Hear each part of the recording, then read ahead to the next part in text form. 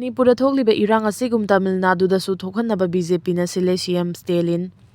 Manipurda kangluf naiba chobo irang ama thogaliba asimak Tamil Nadudasu chap manana thokhanaba BJP na honari haina Tamil Nadu gi Chief Minister MK Stalin na center da lairiba BJP lenga pu maral sikre. Tamil Nadu State Legislative Assembly mikhal gi mangoina na ngasi Tiruchirappalli da pangthokiba election rally da DMK gi president su oiriba Chief Minister MK Stalin na mathaki wafam asi fongdokladuna mahakna hai Manipur violence ka manaba hingsa gi thawong sing chathanaba BJP na silaklabasu state asigi oinadi mai pakpak ngamankhide. Tamil Nadu da caste riot communal class laiktabaga loinana Manipur da thokliba asigum chahi ani ahum hingsa gi thawong chathahaliba si state asida ngamloi awang nongpok lamdamda tangdu laitadaba fibam amada lairiba asigumba fibam Tamil Nadu da laite haina su fongdoki. BJP da siriba maral adugi matangda kari thaurang tawrakhibage haibagi matangda chap chaba wafam fongdoktragasu Tamil Nadu gi Chief Minister MK Stalin na hai state asida Manipur gi asigumba sathiba irang ama thoganaba honarakiba adu lairiba DMK gi lenga asina thingduna ngamankidre. Chief Minister MK Stalin election rally aduda tiliba miyam da karigumba DMK gi lenga amu hana state asida halaklabadi local dukan sing dagi apamba yum sing pot chai leijanaba nupi sing da lupa 9,000 gi coupon phangangani nupi sing da thagi oina piba senthang lupa 2,000 da hengana pigani amadi college tamliba maheroi sing da makha taba awangba thaki mahi tambada piba thagi mateng su lupa 1,000 dagi lupa 1,500 hengatkani haina su lauthoki mingonda saidang laga hingani khanbadagi ngasi sana laibak Manipur lekha tarakpani bimol chaliba tha sigi mapan da pangthokadariba Assam Legislative Assembly mikhalda Lakipur Assembly constituency da Congress miref oina chongtho lakliba Maimom Santi Kumar gi election campaign da saruk yanaba Lok Sabha gi MP Dr. Angomcha Bimol akoijam Silchar da thungkre. Lakipur da ngasi pangthokadaba Congress ki mirep Maimom Santi Kumar gi election campaign singda MP Bimol akoijam saruk yakre numit humni gi Assam khongchatta ngarang MP Bimol akoijam Guwahati da thungkiba ni hayeng April 2 fawba Lakipur Assembly constituency gi tongan ba mafam da pangthokadaba Congress miref Maimom Santi Kumar gi election campaign da MP Bimol akoijam saruk yaduna vote khomgadauri campaign asigi manung chana ngasi Joypur Manipur village da pangthokiba election campaign amada saruk yaraduna Bimol na hai mingonda saidang laga mina selfie raga hingani khanbadagi ngasi sanalaibak Manipur lekha tarakpani matam amada India gi home secretary oiramba GK Pilaina Manipur gi luchingma singi maramda nganglakiba sing ado tabada mahaki ikaiba fawi Manipur gi luchingba singna Delhi da lakpada makoina thengnariba issue singi maramda wari sade sel niba khak lakpani haiba wafam sing GK Pilaina fongdokibani sel piraga leiba yai khanba Manipur gi luchingba sing adu makhoi gi mamita karisu leitana khalakpani asigumba sel piraga leiba yai khaliba wakhalon adu thugai gi khanduna ngasi mahak bot leblakpani haiki mangna makha tan hai bot kaba kadabaduna maningda thamlaga aikoi punna punsinba mathau tai waikhugi culture thadongminnaduna aikhoigi apunba lingjel adu mapangi miyamda uthokpa changi selna bot leiraga kagani haiba wakhal asisu aikoi puna thengnaminaba matam oire Manipuri singdi sel piraga yabani haiba wakhal asi lehaloisi natrabadi aikhoigi miyam sena leiduna sijinaningba mawongda sijinnarakpada aikhoina karisu haiba ngamloi ngasi leiba asigi achoba national political party amana Maimom Santi Kumar da Congress ki ticket pirakliba se maikei asomda khundariba Manipuri singna wakhal khanthaminaba matam oire Manipur gi wangmada maru oina Assam amadi Tripura da khundariba Manipuri singi phibam yamna sogli asok phibam sogna leiriba Assam amadi Tripura gi Manipuri aikoi maselda amana ama chingthagani khaliba wakhal asi hana thugaiba matam oire aikoi puna lepminnaba ngamdriba makai isana isa sijarge haibaga pangkhak oigani Mang hai mitop na ikoi masal thugainaba divide and rule policy sanaduna leiriba sigi mathakta ikoi masal amuk chingthanabagi culture leiriba si thadok minaba mathau tai ngasi mangna bok leblakliba asisu matam kayadagi India na divide and rule policy sanaduna awangnong puki miyambu namsinduna thamlakliba sigi mayokta lauragi khanduna chongthorakpani chahi nifu hena ngangningba kaya fungattuna leiramba sing parliament da ngangbani cha manga dagi tadana pokpi nupi sing ikal na ikai khumna kre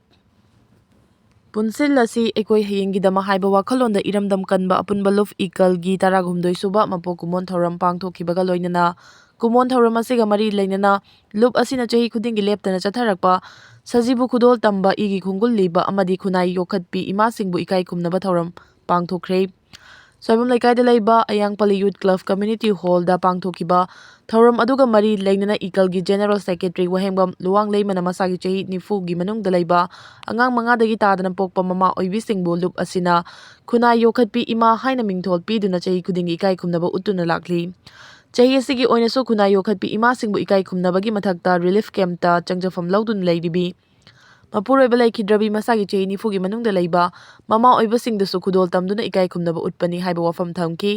ꯑꯄꯨꯟꯕꯒꯤ ꯄꯥꯡꯒꯜ ꯁꯥꯒꯠꯅꯕ ꯂꯨꯞ ꯑꯁꯤꯅ ꯆꯪꯁꯤꯜꯂꯛꯂꯤꯕ ꯈꯣꯡꯊꯥꯡ ꯑꯁꯤꯗ ꯃꯅꯤꯄꯨꯔꯒꯤ ꯃꯅꯨꯡ ꯑꯃꯗꯤ ꯃꯄꯥꯟꯗ ꯈꯨꯟꯗꯥꯔꯤꯕ ꯂꯝꯗꯝ ꯑꯁꯤꯒꯤ ꯌꯦꯜꯍꯧꯃꯤ ꯈꯨꯗꯤꯡꯃꯛꯅ ꯃꯄꯨꯡ ꯐꯥꯅ ꯁꯧꯒꯠꯄꯤꯌꯨ ꯍꯥꯏꯕꯒ ꯂꯣꯏꯅꯅ ꯉꯁꯤꯒꯤ ꯊꯧꯔꯝ ꯑꯁꯤꯗ ꯁꯤꯜꯆꯔ ꯑꯃꯗꯤ ꯑꯁꯥꯝꯒꯤ ꯑꯇꯩ ꯃꯐꯝꯁꯤꯡꯗ ꯈꯨꯟꯗꯥꯔꯤꯕ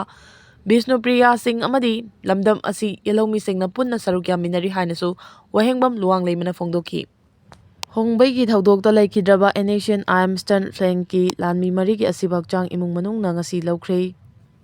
ꯍꯌꯦꯡ ꯂꯩꯔꯣꯜ ꯆꯠꯂꯒꯅꯤ꯫ ꯅꯣꯅꯦ ꯗꯤꯁꯇ꯭ꯔꯤꯛꯀꯤ ꯒꯨꯏꯇꯥꯡ ꯈꯨꯜꯗ ꯂꯝꯒꯤ ꯋꯥꯍꯧꯗꯒꯤ ꯈꯠꯅ ꯆꯩꯅꯕ ꯊꯣꯛꯇꯨꯅ ꯅꯣꯡꯃꯩ ꯀꯥꯞꯄꯗ ꯅꯨꯄꯤ ꯑꯃ ꯁꯣꯛꯂꯦ꯫ ꯅꯣꯅꯦ ꯗꯤꯁꯇ꯭ꯔꯤꯛꯀꯤ ꯈꯧꯄꯨꯝ ꯁꯕ ꯗꯤꯚꯤꯖꯟꯒꯤ ꯃꯅꯨꯡ ꯆꯟꯕ ꯈꯧꯄꯨꯝ ꯄꯨꯂꯤꯁ ꯁ꯭ꯇꯦꯁꯟꯅ ꯀꯣꯟꯕ ꯒꯨꯏꯇꯥꯡ ꯗꯨꯏꯊꯥꯡꯖꯥꯡ ꯈꯨꯜꯗ ꯁꯥꯒꯩ ꯑꯅꯤꯒꯤ ꯃꯔꯛꯇ ꯂꯝ ꯆꯌꯦꯠꯅꯕꯒꯤ ꯏꯍꯧꯗ ꯈꯠꯅ ꯆꯩꯅꯕ ꯊꯣꯛꯇꯨꯅ ꯅꯣꯡꯃꯩ ꯀꯥꯞꯄꯒꯤ ꯊꯧꯗꯣꯛ ꯑꯃꯗ ꯈꯨꯟꯖꯥ ꯅꯨꯄꯤ ꯑꯃ ꯃꯈꯣꯡꯗ ꯅꯣꯡꯃꯩꯅ ꯄꯥꯟꯗꯨꯅ ꯁꯣꯛꯇꯨꯅ ꯃꯅꯥꯛ ꯅꯛꯄꯗ ꯂꯩꯕ ꯄ꯭ꯔꯥꯏꯃꯥꯔꯤ ꯍꯦꯜꯊ ꯁꯦꯟꯇꯔ ꯑꯃꯗ ꯄꯨꯈꯠꯇꯨꯅ ꯂꯥꯏꯀꯠꯅꯈ꯭ꯔꯦ ꯍꯥꯏꯅ ꯊꯦꯡꯅꯕ ꯐꯪꯕ ꯄꯥꯎ ꯑꯁꯤꯅ ꯍꯥꯏꯔꯤ꯫ ꯊꯧꯗꯣꯛ ꯑꯁꯤꯒ ꯃꯔꯤ ꯂꯩꯅꯅ ꯈꯧꯄꯨꯝ ꯄꯨꯂꯤꯁ ꯁ꯭ꯇꯦꯁꯟꯅ ꯀꯦꯁ ꯑꯃ ꯔꯦꯖꯤꯁꯇꯔ ꯇꯧꯈ꯭ꯔꯦ ꯍꯥꯏꯔꯤ꯫ ꯊꯧꯗꯣꯛ ꯑꯗꯨ ꯈꯧꯄꯨꯝ ꯁꯕ ꯗꯤꯚꯤꯖꯟꯒꯤ ꯃꯅꯨꯡ ꯆꯟꯕ ꯒꯨꯏꯇꯥꯡ ꯗꯨꯏꯊꯥꯡꯖꯥꯡ ꯈꯨꯜꯗ ꯍꯧꯈꯤꯕ ꯅꯤꯡꯊꯧꯀꯥꯕ ꯅꯨꯃꯤꯠꯇ ꯊꯣꯛꯈꯤꯕꯅꯤ ꯍꯥꯏꯔꯤ꯫ ꯊꯧꯗꯣꯛ ꯑꯗꯨꯗ ꯅꯣꯡꯃꯩ ꯃꯔꯨꯅ ꯄꯥꯟꯗꯨꯅ ꯁꯣꯛꯂꯕ ꯅꯨꯄꯤ ꯑꯗꯨꯒꯤ ꯃꯃꯤꯡ ꯄ꯭ꯔꯦꯃꯤꯂꯥ ꯀꯥꯃꯩ ꯔꯤꯌꯥꯃꯩꯄꯨꯏ 39 ꯀꯧꯏ ꯍꯥꯏꯔꯤ꯫ ꯃꯍꯥꯛꯀꯤ ꯌꯦꯠ ꯊꯪꯕ ꯈꯨꯕꯣꯝꯗ ꯅꯣꯡꯃꯩ ꯃꯔꯨ ꯑꯃ ꯄꯥꯜꯂꯤ ꯍꯥꯏꯔꯤ꯫ ꯍꯥꯏꯔꯤꯕ ꯈꯨꯜ ꯑꯁꯤꯗ ꯈꯠꯅ ꯆꯩꯅꯕꯒꯤ ꯊꯧꯗꯣꯛ ꯑꯁꯤ ꯂꯤꯌꯥꯡꯃꯩ ꯁꯥꯒꯩꯒꯤ ꯃꯔꯛꯇ ꯊꯣꯛꯈꯤꯕꯅꯤ꯫ ꯍꯥꯏꯔꯤꯕ ꯒꯨꯏꯇꯥꯡ ꯈꯨꯜ ꯑꯁꯤ ꯚꯤꯂꯦꯖ ꯍꯦꯗꯅ ꯄꯕ꯭ꯂꯤꯛ ꯂꯦꯟ ꯑꯣꯏꯅ ꯂꯥꯎꯊꯣꯛꯅꯕ ꯍꯣꯠꯅꯕꯗ ꯃꯦꯖꯣꯔꯤꯇꯤ ꯑꯣꯏꯔꯤꯕ ꯂꯤꯌꯥꯡꯃꯩ ꯁꯥꯒꯩꯅ ꯑꯌꯦꯠꯄ ꯄꯤꯔꯛꯄꯗꯒꯤ ꯈꯠꯅ ꯆꯩꯅꯕꯒꯤ ꯊꯧꯗꯣꯛ ꯑꯗꯨ ꯊꯣꯛꯈꯤꯕꯅꯤ ꯍꯥꯏꯔꯤ꯫ ꯂꯝꯒꯤ ꯋꯥꯍꯧ ꯑꯁꯤꯅ ꯃꯔꯝ ꯑꯣꯏꯔꯒ ꯈꯨꯟꯖꯥꯁꯤꯡ ꯇꯦꯟꯁꯟ ꯋꯥꯡꯅ ꯂꯩꯅꯔꯤꯉꯩ ꯆꯩꯔꯛꯇ ꯚꯤꯂꯦꯖ ꯍꯦꯗ ꯑꯁꯤꯅ ꯃꯤꯑꯣꯏ 2ꯒ ꯂꯣꯏꯅꯅ ꯈꯨꯜ ꯑꯁꯤꯗ ꯍꯧꯈꯤꯕ ꯅꯤꯡꯊꯧꯀꯥꯕ ꯅꯨꯃꯤꯠꯀꯤ ꯅꯨꯃꯤꯗꯥꯡꯋꯥꯏꯔꯝꯗ ꯆꯪꯂꯛꯇꯨꯅ ꯅꯣꯡꯃꯩ ꯀꯥꯞꯂꯛꯈꯤꯕꯅꯤ꯫ ꯊꯧꯗꯣꯛ ꯑꯗꯨꯗ ꯈꯨꯟꯖꯥ ꯅꯨꯄꯤ ꯄ꯭ꯔꯦꯃꯤꯂꯥ ꯀꯥꯃꯩ ꯔꯤꯌꯥꯃꯩꯄꯨꯏ ꯑꯁꯤ ꯁꯣꯛꯈꯤꯕꯅꯤ ꯍꯥꯏꯔꯤ꯫ ꯔꯤꯄꯣꯔꯠ ꯑꯁꯤꯅ ꯃꯈꯥ ꯇꯥꯔꯗꯨꯅ ꯍꯥꯏ ꯅꯨꯃꯤꯠ ꯑꯗꯨꯗ ꯅꯣꯡꯃꯩ ꯀꯥꯞꯄꯒꯤ ꯊꯧꯗꯣꯛ ꯑꯗꯨꯗ ꯆꯦꯟꯅꯔꯤꯕꯁꯤꯡ ꯑꯗꯨ ꯂꯣꯡꯂꯩꯅꯥꯡ ꯈꯨꯜꯗꯒꯤ ꯅꯩꯂꯥꯁꯤꯟ ꯑꯄꯣꯛꯄ ꯒꯥꯐ꯭ꯔꯤꯜ ꯀꯥꯃꯩ ꯑꯃꯁꯨꯡ ꯀꯥꯡꯄꯣꯛꯄꯤ ꯗꯤꯁꯇ꯭ꯔꯤꯛꯀꯤ ꯕꯨꯡꯇꯦ ꯆꯤꯔꯨ ꯈꯨꯜꯗꯒꯤ ꯑꯔꯩ ꯊꯣꯏꯊꯥꯛ ꯑꯄꯣꯛꯄ ꯊꯣꯏꯊꯥꯛ ꯆꯣꯡ ꯆꯤꯔꯨ ꯑꯅꯤ ꯑꯁꯤꯅꯤ ꯍꯥꯏꯔꯤ꯫ ꯑꯔꯩ ꯊꯣꯏꯊꯥꯛꯀꯤ ꯗꯤꯔꯦꯛꯁꯟ ꯃꯇꯨꯡ ꯏꯟꯅ ꯅꯩꯂꯥꯁꯤꯟꯅ ꯈꯨꯜ ꯑꯗꯨꯗ ꯅꯣꯡꯃꯩ ꯀꯥꯞꯈꯤꯕꯅꯤ ꯍꯥꯏꯅ ꯔꯤꯄꯣꯔꯠ ꯑꯁꯤꯅ ꯃꯈꯥ ꯇꯥꯔꯤ꯫ ꯊꯧꯗꯣꯛ ꯑꯁꯤꯒ ꯃꯔꯤ ꯂꯩꯅꯅ ꯚꯤꯂꯦꯖ ꯑꯣꯊꯣꯔꯤꯇꯤꯅ ꯀꯟꯗꯦꯝ ꯇꯧꯕꯒ ꯂꯣꯏꯅꯅ ꯃꯔꯤ ꯂꯩꯅꯕ ꯑꯣꯊꯣꯔꯤꯇꯤꯁꯤꯡꯅ ꯃꯇꯤꯛ ꯆꯥꯕ ꯑꯦꯛꯁꯟꯁꯤꯡ ꯂꯧꯈꯠꯇꯨꯅ ꯃꯐꯝ ꯑꯗꯨꯗ ꯁꯥꯟꯇꯤ ꯑꯣꯏꯅ ꯂꯩꯅꯕ ꯑꯃꯁꯨꯡ ꯃꯇꯨꯡ ꯇꯥꯕꯗ ꯑꯁꯤꯒꯨꯝꯕ ꯊꯧꯗꯣꯛꯁꯤꯡ ꯊꯣꯛꯇꯅꯕ ꯍꯣꯠꯅꯕꯤꯌꯨ ꯍꯥꯏꯅ ꯑꯄꯤꯜ ꯇꯧꯔꯛꯂꯤ꯫ ꯃꯅꯤꯄꯨꯔꯒꯤ ꯍꯧꯖꯤꯛ ꯑꯣꯏꯔꯤꯕ ꯇꯪꯗꯨ ꯂꯩꯇꯥꯗꯕ ꯐꯤꯚꯝꯁꯤꯗ ꯁꯦꯟꯁꯁ ꯄꯥꯡꯊꯣꯛꯄ ꯌꯥꯅꯤꯡꯗꯦ ꯀꯣꯞ ꯃꯦꯞ ꯃꯅꯤꯄꯨꯔꯒꯤ ꯍꯧꯖꯤꯛ ꯑꯣꯏꯔꯤꯕ ꯇꯪꯗꯨ ꯂꯩꯇꯥꯗꯕ ꯐꯤꯚꯝ ꯑꯁꯤꯗ ꯁ꯭ꯇꯦꯠ ꯑꯃꯗꯤ ꯁꯦꯟꯇ꯭ꯔꯦꯜ ꯒꯚꯔꯟꯃꯦꯟꯠꯅ ꯁꯦꯟꯁꯁ ꯑꯃꯗꯤ ꯗꯤꯂꯤꯃꯤꯇꯦꯁꯟ ꯇꯧꯅꯕꯒꯤ ꯄꯥꯏꯈꯠꯂꯛꯄ ꯈꯣꯡꯊꯥꯡ ꯑꯁꯤꯕꯨ committee on protection of Meitei victim ꯀꯣꯞ ꯃꯦꯞ ꯃꯣꯔꯦꯅ ꯑꯀꯟꯕ ꯃꯑꯣꯡꯗ ꯌꯥꯅꯤꯡꯗꯦ ꯍꯥꯏꯅ ꯀꯝꯃꯤꯇꯤ ꯑꯁꯤꯒꯤ ꯀꯟꯚꯦꯅꯔ ꯇꯤ.ꯑꯩꯆ. ꯕꯨꯗ ꯃꯩꯇꯩꯅ ꯊꯥꯗꯣꯔꯛꯄ ꯆꯦꯔꯣꯜ ꯑꯃꯅ ꯍꯥꯏꯔꯤ꯫ ꯆꯦꯔꯣꯜ ꯑꯁꯤꯅ ꯃꯈꯥ ꯇꯥꯅ ꯍꯥꯏꯔꯤꯕꯅ ꯃꯅꯤꯄꯨꯔ ꯃꯤꯌꯥꯝꯒꯤ ꯑꯁꯦꯡꯕ ꯗꯥꯇꯥꯕꯦꯖ ꯑꯃ ꯁꯦꯝꯗꯨꯅ national register of citizen (NRC) ꯆꯠꯅꯗ꯭ꯔꯤꯕ ꯐꯥꯎꯕ ꯁꯦꯟꯁꯁ ꯑꯃꯗꯤ ꯗꯤꯂꯤꯃꯤꯇꯦꯁꯟ ꯇꯧꯕ ꯌꯥꯔꯣꯏ꯫ ꯍꯧꯖꯤꯛ ꯃꯅꯤꯄꯨꯔꯗ ꯊꯣꯛꯂꯤꯕ ꯏꯔꯥꯡ ꯑꯁꯤꯗ ꯌꯨꯝꯂꯣꯟꯅꯕ ꯂꯩꯕꯥꯛꯁꯤꯡꯗꯒꯤ ꯏꯂꯤꯒꯦꯜ ꯑꯣꯏꯅ ꯃꯤꯇꯣꯞ ꯀꯌꯥ ꯃꯅꯤꯄꯨꯔꯗ ꯆꯪꯂꯛꯈꯤꯕ ꯂꯩ ꯍꯥꯏꯕꯒꯤ ꯔꯤꯄꯣꯔꯠ ꯀꯌꯥ ꯑꯃ ꯈꯪꯅꯔꯕꯅꯤ꯫ ꯂꯣꯏꯅꯅ 2001ꯒꯤ ꯁꯦꯟꯁꯁꯇ ꯃꯤꯇꯣꯞ ꯀꯌꯥ ꯌꯥꯎꯁꯤꯟꯈꯤꯕ ꯑꯁꯤꯅ ꯃꯔꯝ ꯑꯣꯏꯗꯨꯅ ꯃꯅꯤꯄꯨꯔꯒꯤ ꯆꯤꯡꯒꯤ ꯂꯝꯁꯤꯡꯗ ꯃꯤꯁꯤꯡ ꯄꯣꯄꯨꯂꯦꯁꯟ ꯈꯪꯍꯦꯟ ꯍꯦꯟꯒꯠꯂꯛꯄꯒꯤ ꯔꯤꯄꯣꯔꯠ ꯂꯩꯔꯤꯕꯅꯤ꯫ ꯃꯤꯇꯣꯞꯁꯤꯡ ꯑꯁꯤꯅ ꯃꯔꯝ ꯑꯣꯏꯗꯨꯅ ꯁ꯭ꯇꯦꯠ ꯑꯁꯤꯒꯤ ꯁꯦꯟꯃꯤꯠꯂꯣꯟ ꯑꯃꯗꯤ ꯗꯤꯃꯣꯒ꯭ꯔꯥꯐꯤꯗ ꯑꯆꯧꯕ ꯆꯩꯊꯦꯡ ꯄꯤꯔꯤꯕꯅꯤ꯫ ꯃꯔꯝ ꯑꯗꯨꯅ ꯁ꯭ꯇꯦꯠ ꯑꯁꯤꯗ NRC ꯍꯥꯟꯅ ꯇꯧꯗꯨꯅ ꯁ꯭ꯇꯦꯠ ꯑꯁꯤꯗꯒꯤ ꯏꯂꯤꯒꯦꯜ ꯃꯤꯇꯣꯞꯁꯤꯡ ꯍꯥꯟꯅ ꯈꯟꯗꯣꯛꯇꯨꯅ ꯁꯦꯟꯁꯁ ꯑꯃꯗꯤ ꯗꯤꯂꯤꯃꯤꯇꯦꯁꯟ ꯇꯧꯒꯗꯕꯅꯤ ꯍꯥꯏꯅ ꯀꯣꯞ ꯃꯦꯞꯅ ꯒꯚꯔꯟꯃꯦꯟꯠꯒꯤ ꯄꯨꯛꯅꯤꯡ ꯆꯤꯡꯁꯤꯜꯂꯛꯂꯤ꯫ ꯁ꯭ꯇꯦꯠ ꯑꯃꯗꯤ ꯁꯦꯟꯇ꯭ꯔꯦꯜ ꯒꯚꯔꯟꯃꯦꯟꯠꯅ ꯍꯧꯖꯤꯛ ꯄꯥꯏꯈꯠꯀꯅꯤ ꯍꯥꯏꯅ ꯊꯧꯔꯥꯡꯂꯤꯕ ꯁꯦꯟꯁꯁ ꯑꯁꯤ ꯌꯥꯕ ꯉꯝꯂꯣꯏ ꯑꯃꯗꯤ ꯃꯁꯤꯒꯤ ꯃꯥꯌꯣꯛꯇ JFD (Just and Fair Delimitation)ꯅ ꯆꯪꯁꯤꯜꯂꯛꯄ ꯈꯣꯡꯖꯪ ꯈꯨꯗꯤꯡꯃꯛꯇ committee on protection of Meitei victim ꯀꯣꯞ ꯃꯦꯞ ꯃꯣꯔꯦꯅꯁꯨ ꯑꯉꯝꯕ ꯄꯥꯡꯒꯜ ꯄꯨꯊꯣꯛꯇꯨꯅ ꯌꯥꯒꯅꯤ ꯍꯥꯏꯅ ꯆꯦꯔꯣꯜ ꯑꯁꯤꯅ ꯍꯥꯏꯔꯤ꯫ ꯏꯝꯐꯥꯜ ꯏꯁꯀꯤ ꯁꯅꯥꯁꯥꯕꯤꯒꯤ ꯃꯃꯥꯡꯗ ꯂꯩꯕ ꯅꯥꯇꯨꯝ ꯆꯤꯡꯗꯒꯤ ꯀꯨꯀꯤꯁꯤꯡꯅ ꯃꯤꯇꯩ ꯇꯝꯅ ꯅꯣꯡꯃꯩ ꯀꯥꯞꯊꯔꯛꯂꯦ ꯍꯥꯏꯔꯤ꯫ ꯏꯝꯐꯥꯜ ꯏꯁ ꯗꯤꯁꯇ꯭ꯔꯤꯛꯀꯤ ꯁꯅꯥꯁꯥꯕꯤꯒꯤ ꯅꯥꯇꯨꯝ ꯆꯤꯡ ꯃꯊꯛꯇꯒꯤ ꯀꯨꯀꯤ ꯈꯨꯠꯂꯥꯏ ꯄꯥꯏꯕꯁꯤꯡꯅ ꯁꯅꯥꯁꯥꯕꯤ ꯈꯨꯜ ꯇꯝꯅ ꯅꯣꯡꯃꯩ ꯔꯥꯎꯟ 4 ꯔꯣꯝ ꯀꯥꯞꯊꯔꯛꯈ꯭ꯔꯦ ꯍꯥꯏꯔꯤ꯫ ꯑꯗꯨꯕꯨ ꯑꯁꯣꯛ ꯑꯄꯟꯗꯤ ꯑꯃꯠꯇ ꯌꯥꯎꯍꯧꯗ꯭ꯔꯦ꯫